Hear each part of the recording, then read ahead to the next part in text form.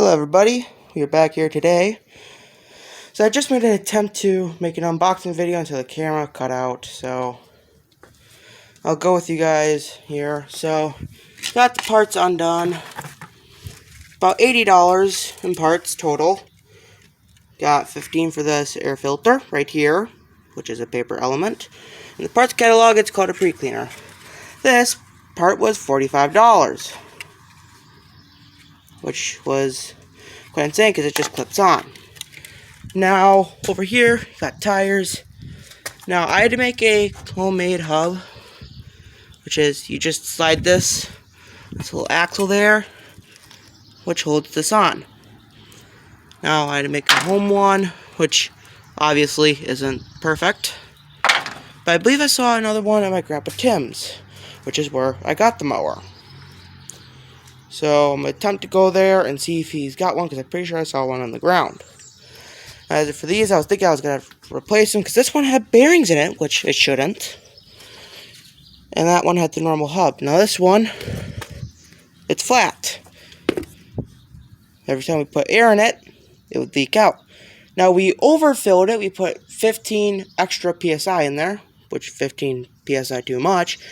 And it held until it became nighttime, which, as you guys can plainly obviously guess, during the nighttime, not only drains your battery on your car or motorbike, whatever it is, but it also takes the air out of your tires, tube or tubeless. Now, I got the bearings out of that tire, so I can put the good hub in there.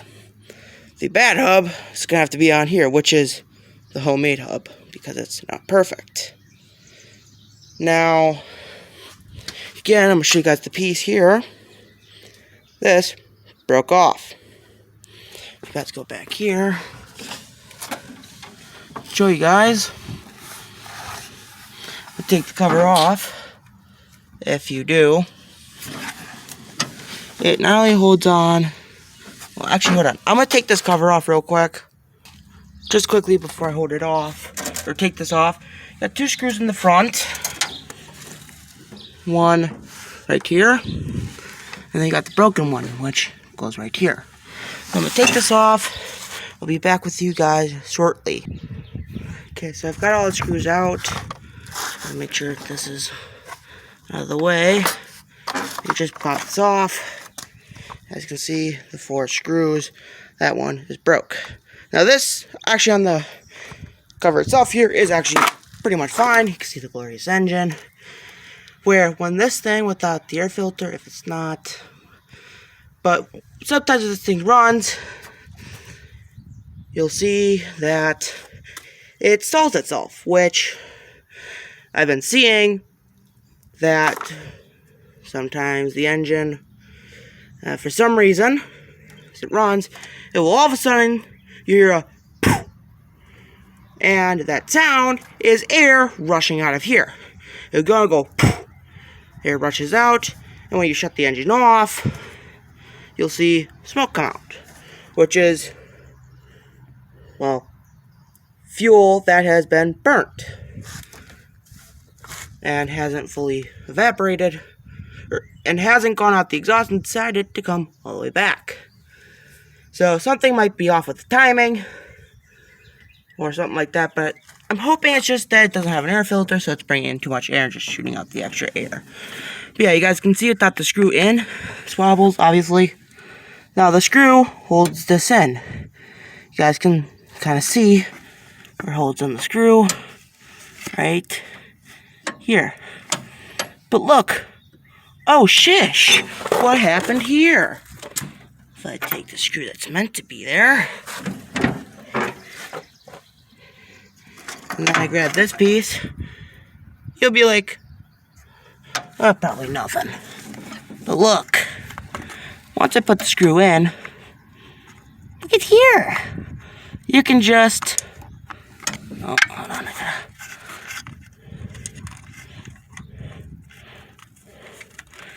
you can slide it through. You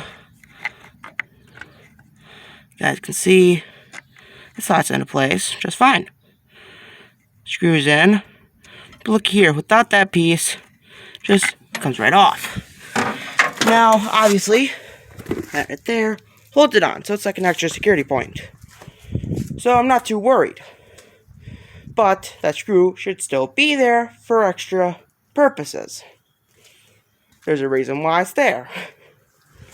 Now, yet again, I've been worried about it. I talked to my dad about it, and you can always weld stuff onto an engine, apparently. What I was thinking was, just because an engine can withstand the heat and explosion of the combustion process doesn't mean you can just weld on an engine. So according to my dad, you can always weld on an engine. But if it's cast iron, you gotta heat it up and then weld on it.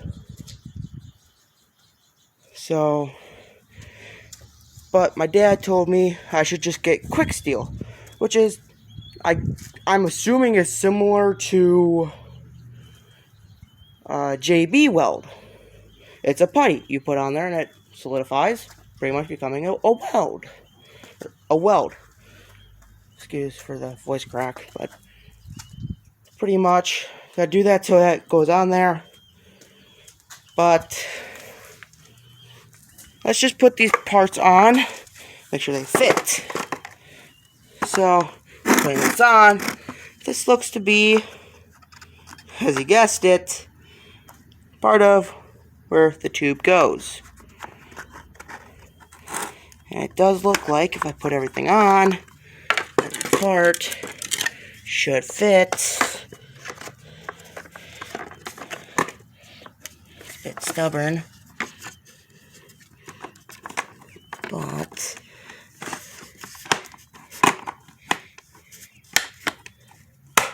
yeah, it does go on, which is really, really nice. Getting this off is going to be a bit of a challenge. Oh, hold on, you just got to pry up on the back. Yeah, it doesn't really want to go on the best. But, I'll show you guys again, while I put this on, where the tube is, you can actually see the carburetor. Like the GX75, which, by the way, I did mow grass with yesterday. Worked awesome. The carburetor is different. There it goes in, goes there, and there. The carburetor is its own little tube. Now, let's just quick show you guys the aftermath of the mowing. The blade has lost its prettiness, pretty much. You see it? Yeah, you can just barely see the paint, or what used to be the paint. But it does work really good. Now, I think I'm gotta do something, but if I can put this thing back up at 6, you guys can see the obvious down tilt. So either I can modify this to put wheels on the front, not ideal, or do something with the mount. Find out why it's doing this. That part might have to be not parallel, but angled down instead of up. It's gotta be down to make this, she said, up. Yeah, I'm gonna get this part. I'm gonna put it on.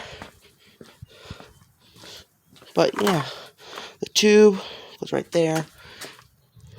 There. So yeah, I'm gonna put that on quick.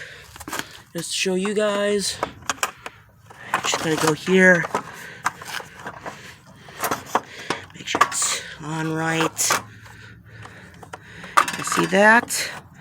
Tube has a little indent. Lines up.